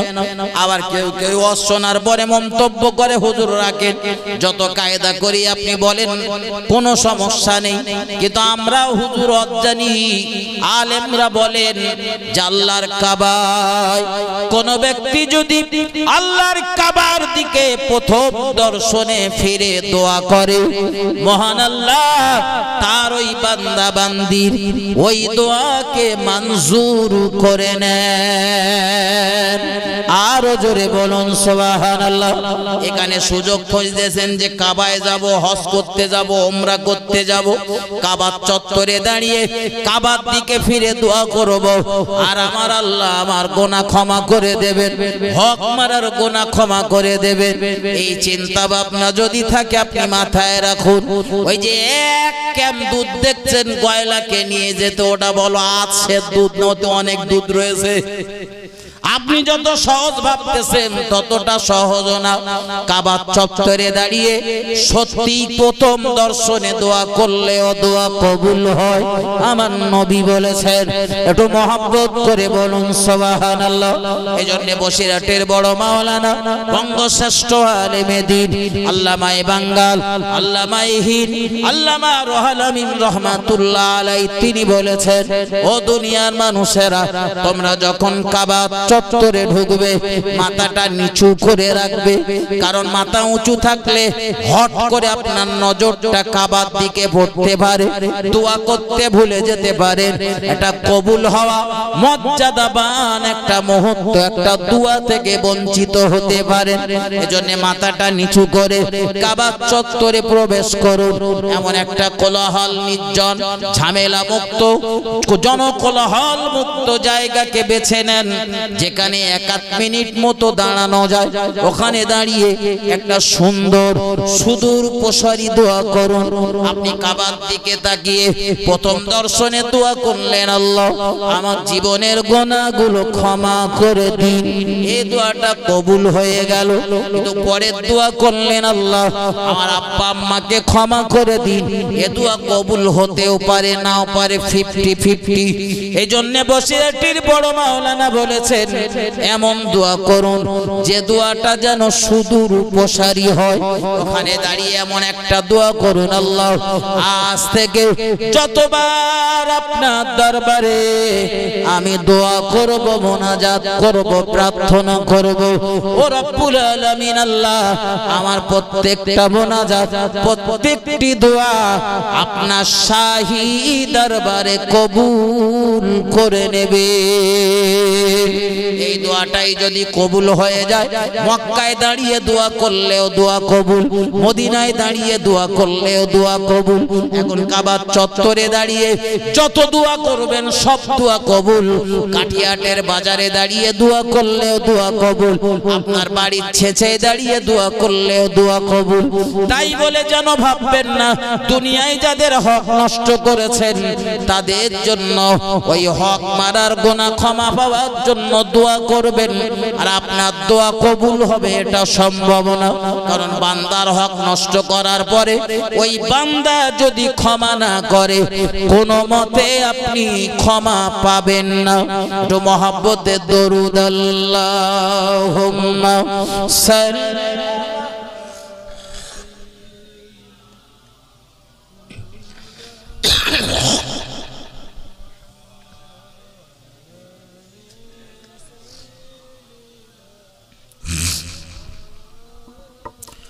মা আমিনা মুখ দেখিয়া বলে মুহাম্মদ,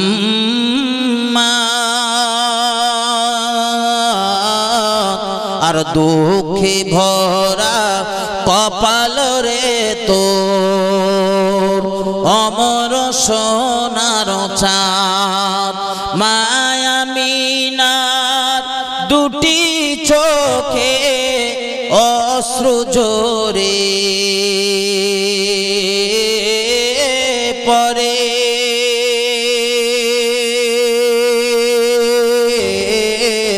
আর বিশ্ব নবী এতিম হয়ে এলো আমার কোলে। হায় আব্বা যে তার নেই মাথা কে বুলাবে,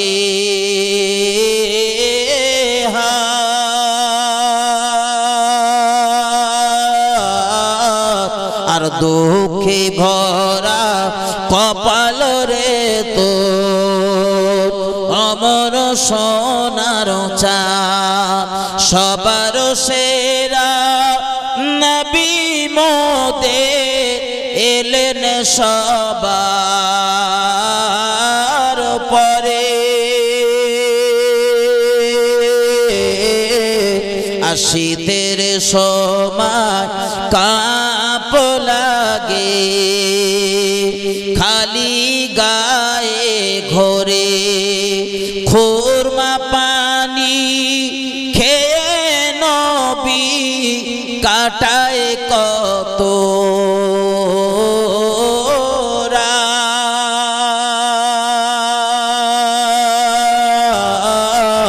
আর দুঃখে ভরা কপাল রে তোর অমর সোনার চাঁদ আল্লাহুম্মা সাল্লি আলা সাইয়্যিদিনা মাওলানা মুহাম্মদ ওয়া আলা আলি সাইয়্যিদিনা।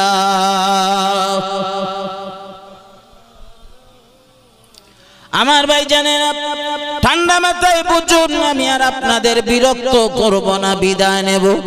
আমার শেষ কটা কথা মাথায় নেন। যারা ভাবতেছেন সারা জীবন হক মারব, মানুষের হক নষ্ট করব, আর কাবা চত্বরে দাঁড়িয়ে আল্লাহর কাবার দিকে ফিরে দোয়া করব আল্লাহ পাক আমাদের হক মারার গুনাহগুলি ক্ষমা করে দেবেন, ও বন্ধু আপনার ধারণা ভুল। কারণ আমার আপনার নবী নূর নবী জানাবে মুহাম্মদুর রাসূলুল্লাহ সাল্লাল্লাহু আলাইহি ওয়াসাল্লাম তিনি হজ করছেন, কাবা চত্বরে দাঁড়িয়েছেন। নবী আমার কাবা চত্বরে দাঁড়িয়ে কাবার দিকে প্রথম দর্শনে ফিরে নবী আমার দোয়া করতেছেন, ও রব্বুল আলামিন আল্লাহ, ও করুণাময় আল্লাহ, আমার হক মারা গুনাহগার উম্মত উম্মতি যারা মানুষের হক নষ্ট করে ফেলেছেন, যারা মানুষের অধিকার হরণ করেছে, আল্লাহ পাক আপনি তাদের ক্ষমা করে দিন, মাফ করে দিন, মার্জনা করে দিন। আমার নবী দোয়া করতেছেন, ও বন্ধু আমার নবীর দোয়া কবুল হবার সম্ভাবনা রয়েছে। আর রাসূলুল্লাহ জীবনে কোনো গুনাহ নেই, নবীর জীবনে কোনো ভুল নেই, ত্রুটি নেই, অন্যায় নেই, তিনি বেগুনাহ মাসুম নিষ্পাপ। এজন্য আমার নবীর দোয়া কবুল হওয়ার পূর্ণ সম্ভাবনা।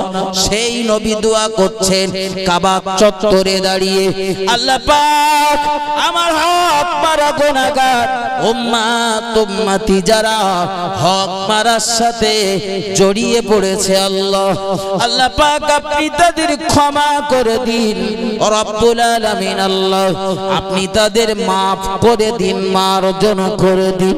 আমার নবীর চোখের কোনা দিয়ে টাপ টাপ টাপ টাপ করে মুক্তার মতো অশ্রুগুলো টুপিয়ে টুপিয়ে পড়তেছে। ও বাবাজি ভাই জানেরা, নবী জানিয়েছেন আল্লাহর কোন বান্দা বান্দি যখন রবের দরবারে প্রার্থনা করেন, দোয়া করেন, আল্লাহর ওই বান্দা বান্দির চোখের পানি নাকের অর্ধেক আসার আগে মহান আল্লাহ তার বান্দা বান্দির দোয়া তার শাহী দরবারে কবুল করে নেয়। নবী আমার ক্রন্দনরত অবস্থাতে দোয়া করলেন, হজের কাজগুলো নবী আমার করছেন, সাফা মারওয়া সাই করলেন, মুজদালিফাতে গেলেন, আরাফার মাঠে গেলেন, জামরাতে কঙ্কর নিক্ষেপ করলেন, হজের সব কাজগুলো সমাধা করলেন। প্রতিটি কাজ নবী করেন আর বারবার বারবার ওই একটাই দোয়া রবের দরবারে করেন, ও রব্বুল আলামিন আল্লাহ আমার গুনাহগার উম্মত উম্মতিদের ভিতরে যারা হক মারার সাথে জড়িয়ে পড়েছে, হক নষ্ট করে ফেলেছেন, আল্লাহ আপনি তাদের ক্ষমা করে দেন, আল্লাহ আপনি তাদের মাফ করে দেন। রব্বুল আলামিন আল্লাহ আমার গুনাহগার উম্মত উম্মতিদেরকে ক্ষমা করে দেন। দয়ার নবী রাসূলুল্লাহ আরাফার ময়দানে দাঁড়িয়েছেন, নবীর চোখের কোনা দিয়ে টপ টপ টপ টপ করে পানি পড়ছে। আমার নবী এত কান্নাকাটি করছেন, আমার নবীর চোখের পানি টুপিয়ে টুপিয়ে টুপিয়ে টুপিয়ে দাড়ি মোবারক ভিজে গেল। ওই দাড়ি মোবারক দিয়ে রাসূলুল্লাহ চোখের পানি টুপিয়ে টুপিয়ে আল্লাহ জমিনে পড়তেছে। আমার নবী তখন কাঁদতেছেন, আল্লাহ আমার গুনাহগার উম্মত উম্মতিদের হক মারার গুনাহ ক্ষমা করে দিন। আল্লাহ আপনি তাদের মার্জনা করে দিন, আল্লাহ আপনি তাদের মাফ করে দিন। টোটাল হজের সব কাজ সমাধা হয়ে গেল, কিন্তু মহান আল্লাহর পক্ষ থেকে কোনো আশার বাণী, কোনো আশার সংবাদ শোনানো হলো না। ও বাবাজি ভাই জানেরা, তার মানে আমার আপনার নবী মুহাম্মদুর রাসূলুল্লাহ সাল্লাল্লাহু আলাইহি ওয়াসাল্লাম তার দোয়া হক মারা উম্মত উম্মতিদের জন্য কবুল হয়নি। এইবারে আপনি ভাবেন কাবায় গিয়ে কেঁদে আপনার কি লাভ হবে? এজন্যে হক যাদের নষ্ট করেছেন তাদের হকগুলো কড়ায় গন্ডায় বুঝে দেন। একটু তাকবীর দেন, নারায়ে তাকবীর। আর একটু উচ্চ রবে তাকবীরের ধ্বনি, নারায়ে তাকবীর। মুজাদ্দিদে জামানের সিলসিলা, মুজাদ্দিদে জামানের সিলসিলা জনাব আলহাজ হযরত মাওলানা ভাই আব্দুল মুহিত সাহেব, নারায়ে তাকবীর। আমার ভাই আলোচনা এখানে রাখছি। ভাষাগত দিক দিয়ে ভুল ত্রুটি ক্ষমা সুন্দর দৃষ্টিতে তাকাবেন, আমার জন্য দোয়া রাখবেন, আমিও আপনাদের জন্য দোয়া করব ইনশাআল্লাহ। আল্লাহ মৌকা দিলে আবার আসব, সেদিন কিছু নতুন কথা শোনানোর চেষ্টা করব ইনশাআল্লাহ। আশেপাশে এখনো যারা ছড়িয়ে ছিটিয়ে রয়েছেন মেহেরবানি করে আসুন। মজলিসের খুব বেশিক্ষণ চলবে না। পরবর্তী ওলামায়ে দ্বীন বন্ধুবর হযরত মাওলানা ভাই আব্দুল মুহিত সাহেব